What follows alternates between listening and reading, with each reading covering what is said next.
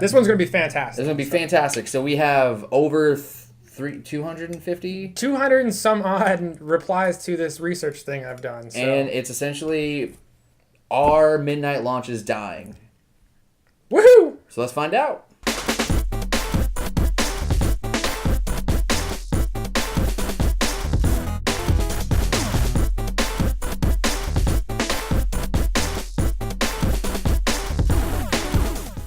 What's up? Welcome to Watch Chat Play. My name is Devon. And I'm Cameron. And we are here to discuss the death of the midnight launch. So I was thinking about this because for the last several midnight launches that I've been a part of, super underwhelming. And then I keep on looking at the numbers, and regionally it seems to be super underwhelming as well. So a couple people have mentioned that it might be a game or whatever, but it's not. It's a trend. If it was one game here and there, I would say, yeah, it might be like a one-off, but it's not. It's a trend. So I gave you a homework assignment today. Correct. Which was what? I went into our Podcast Beyond Facebook group, and I just threw it out there to everyone in the group. A few questions. Mm-hmm. Number one, do you think the midnight launches are dying? Number two, when was the last one that you attended?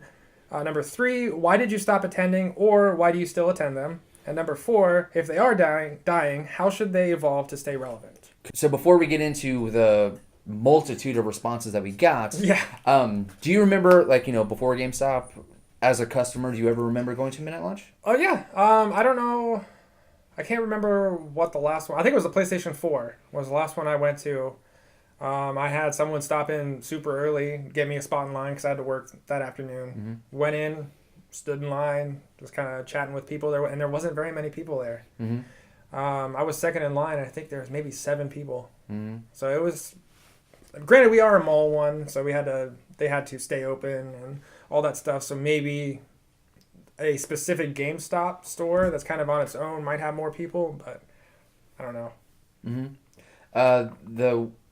The earliest one that I remember going to was when I lived in Columbus, Ohio, and it was when Battlefield 3 came out, and it was that was probably actually one of my first midnight launches that I ever went to, just because I'm a Battlefield guy. I'd played Bad Company 1 and 2, loved them all, and then I knew when Battlefield 3 came out, I wanted to be one of the first ones to get it, try to get my name on the board, try to compete as hard as I could, so I was all about that. Oh yeah. And it was packed. I remember they were in a strip location on Taylor Square.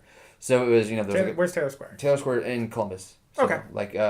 Pickerington, Ohio, okay. Columbus, the suburb.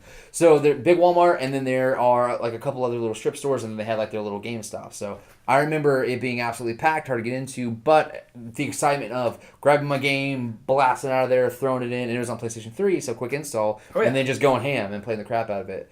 But that was the last one that I went to as a customer, because then when I moved, I had a couple other jobs. I didn't really care when I got a game, but now I work for them, so I do a lot of midnight launches. So the trend from me when Battlefield 3 came out to recently with Mafia 3 and Skyrim and Titanfall and stuff like that, it just the atmosphere is totally different. It really is. I don't remember what Call of Duty it was, but I dropped my little brother off to pick it up. It was at the GameStop that's across town, because our little town has 2 GameStops in it. That's how much we love games. Yeah. And I dropped my brother off, and I had nowhere to park, so I just dropped him off and drove over to Walmart and parked, and had to walk across the street so to get into GameStop. It was that packed. It was booming. And then I think maybe Guitar Hero 2 was one I had a blast with, because they had a tournament, and Guitar Hero was amazing when it came out. Right. So. And that was the thing, because Call of Duty is always the standout title of the year. They have a huge, rabid, fan base. Everybody always goes nuts for it. But this is the first time where you did the midnight launch, and there were only 14 people there? We had 12 people waiting in line, and 2 people walk in after midnight to pick it up. So compared to last year when we did Black Ops 3, and there were 50 to 75 people, there were people everywhere. We had games. It was huge. It was a pretty big event. Did some giveaways. Yeah. It was... we had to work really hard to maintain control because there were so many people. So totally different. Yeah, so, I don't even think we could have held a tournament because there just wasn't enough people. So before we get into all of the responses from the Beyond Facebook page, why do you think it's declining if you do? I definitely think it is declining because you've got access to faster internet speeds in a lot more area. This generation of consoles is very heavily digital. Yes. So preloading, the game's going to be installed a day before it even comes out, and you can sit there and watch the countdown, and then bam, right at midnight, you can start playing the game because it's already loaded up and ready to go. Now, is that install and day one patch update, or does that not release until like day of? I think day one patch update may be on there. Honestly, You I've think? never done anything preloaded. I just don't buy things digital because I work at GameStop, so I get a discount. But maybe one of these indie games or something that I know is coming out, if we can preload it, maybe a bigger title there's not going to be a physical release. I'll check it out and see if there'll be day one updates. Yeah, and I think you're right. I think so GameStop is a business, obviously, as is Best Buy and everybody. Their whole thing is they want to get you in, they want to get your money, and like that's what a business is for. Yeah. Obviously. So when you compete with other companies that let you buy what you wanted to buy, but pre-install it without you having to go anywhere, I don't care what kind of discount you get, you can't compete with that. Yeah, that's tough. The biggest issue that I had in recent memory of why I would be turned off as far as a customer going to a midnight launch, when Batman Arkham Knight came out and I got my Batman Arkham Knight PlayStation 4, I got a console that night. Yeah. So, I work and I have a job and I have a daughter and I have a wife. I have so much crap going on. So for me to get my console, go home, set up the console, get it ready to rock and roll, install the game, get it rock and roll. It was like a 2-hour, hour and a half, 2-hour process just to get my system online and my game installed. I'm not waiting until 2 a.m. just to play a game. That's insane. Yeah, that's a lot. So I feel like if you were, so all of us that we grew up playing the NES and then we, grew up with consoles, all of us that are part of that generation, we have jobs, we have families, we have careers, and a lot of us are in school. That customer base is not going to come to a midnight launch. That's why Overwatch was, I thought, so important of a launch, cool. Because they let us sell it the day before. Yeah. So people could come in after work and pick it up. The entire day before, you can go home and install it, and then they just flipped on the server. Yep. And that, I think, is where the market has to go.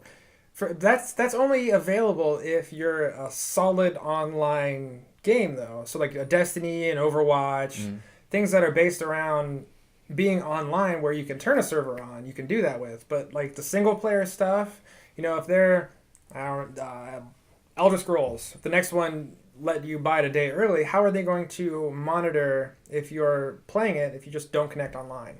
Well, okay, so why don't they switch the start time? How come games are only available at 12:01 on a Tuesday? Why can't you just switch it to 10 a.m. on a Monday? That's a good point. Why can't you just region switch the entire timeline of it? So if the argument is, well, we can't control that, that's fine. Just switch the street date. Yeah.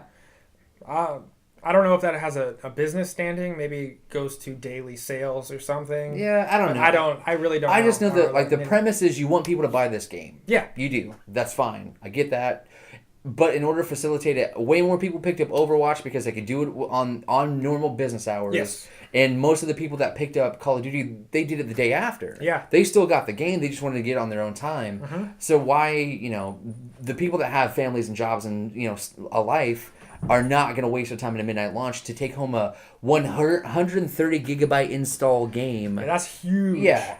I'm not going to come out to midnight to buy a game that I know I won't even get to play that night. That's insane. Yeah. So all right. So getting into some of the feedback from the Facebook page. See, Matt J, he says last COD launch I went to was COD Ops 2, and there was about 100 people there at a random GameStop in Connecticut. We'll go with Jessica B.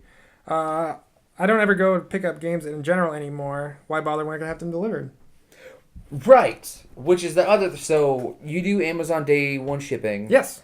You get it the day of launch. You have Prime, you get 20% off. Prime, you get so you get a 20% discount on a brand new game, and you get it the day that it comes out, and you don't have to leave your house.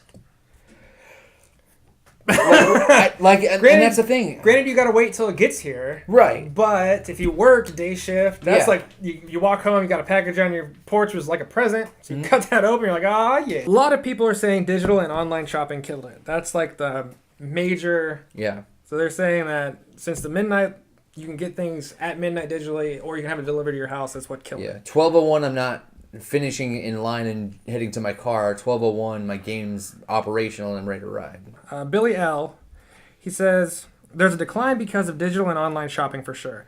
I think GameStop needs to rethink their business model. Maybe more of a focus on video game merchandise and hardware. If GameStop had a wall of video game swag like Naughty Dog shirts and hoodies or Kojima Productions swag, I would give them all my money. Sort of like a gaming-focused Spencer's or Hot Topic. They are starting to diversify with retro games and publishing departments, but I think the future of GameStop doesn't really focus on actual games. Sort of like how HMV barely has any music in their stores. I would disagree with that because I feel like GameStop bought Think Geek. Yes. So the gamer swag has like spiked exponentially. We've got quite a bit in our store right now. So much that it's flooding over things. Right, and I can't imagine that GameStop would ever get away from selling games. I don't see that at all. Like, game is literally in the title. Not that they couldn't rebrand because they were EB and then they switched to GameStop. Granted, if everything does go digital, which that's going to be a really tough sell for production companies to do that, that wouldn't be a bad idea.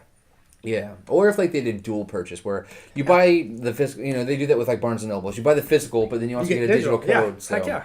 Josh B says, have some pickup midnight incentive like giveaways or extra collectibles that are free. Corbin A says, I used to go all the time. Then I started working at GameStop. After that, I made sure to work every single one because I loved it. Then the current gen came out and I went all digital. So now I don't go anymore because there's not really a point. Plus I work a regular job with regular hours, so being up until that late is silly. Plus Xbox Live digital games go up an hour or two before midnight for me because he's in Central USA. Okay. And so I get them before midnight launch would get it to me. Christopher A, he says, to the first question, I feel it has to do with the game and the area. Although I'm a bit surprised that you said Call of Duty only had 14 people at the midnight. So maybe it's dying, but he thinks it could not be. It just depends on the area. The last midnight release I went to was for GTA 5, and there was about 25 or so people. I usually need a special reason to go. Like GTA is my favorite franchise of all time, so I made the effort. But usually I skip them because, laziness. Right. Valid answer. I like that. The one I went to had food and music, so that was really cool. That'd be cool. Music. Heck yeah. Make them more of an event. Prizes and games and atmosphere. Well, Brandon B keeps it simple. Number 1, yes. Number 2, don't remember. Number 3, all digital now. Number 4, they can't. Digital has taken over. Hey, man, I'm all about brevity. You just keep it short, keep it sweet, get to the point, get out, get on with your life.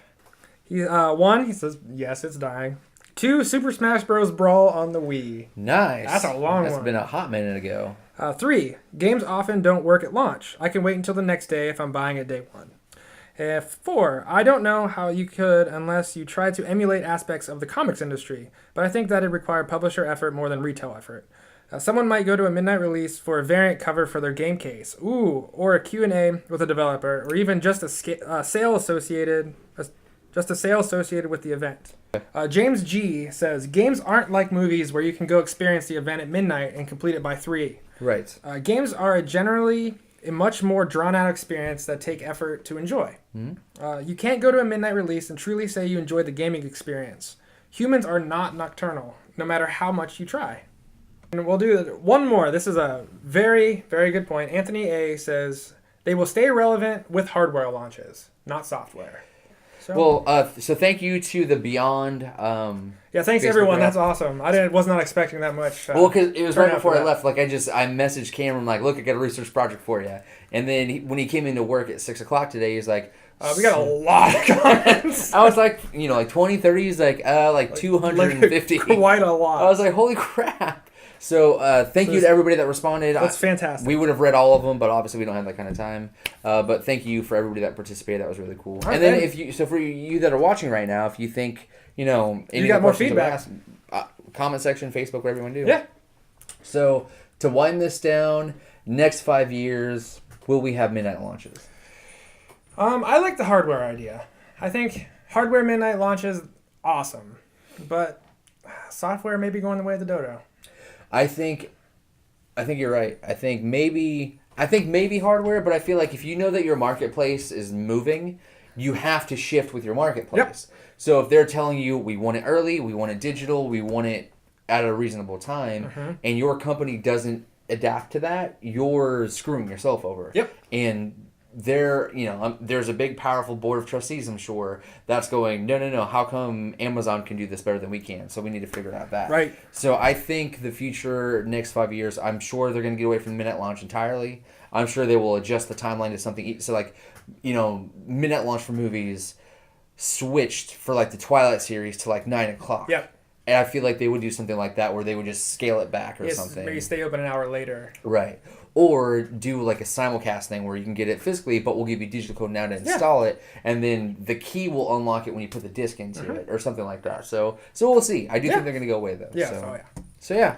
Again, thanks everybody. Yeah, thank you everybody for getting involved. This was really cool. This is something that just I've been really thinking about since I've been a part of all these for like 3 years now. I've been a part of a whole bunch of midnight launches. So so it's fun to do. It's really cool to get involved. But when you keep on having people tell you that like this is hard to do, man. Like there's got to be a better way. And then thinking of how much fun it was to do the Overwatch launch and how great of a response we got from everybody who's like, thank you for selling it to me now. Thank you for not making me come to the midnight launch. Like this makes so much sense. Like give the people what they want. Yeah. So we will see you next week. We will see you next week. I will see you next week. We will either Friday or Saturday or Sunday. We will film next week. Yes. Or we won't. So we'll see what happens. All right, guys. So for all of us who watch Chat Play, my name is Devon. I'm Cameron. And we will see you next week. Later.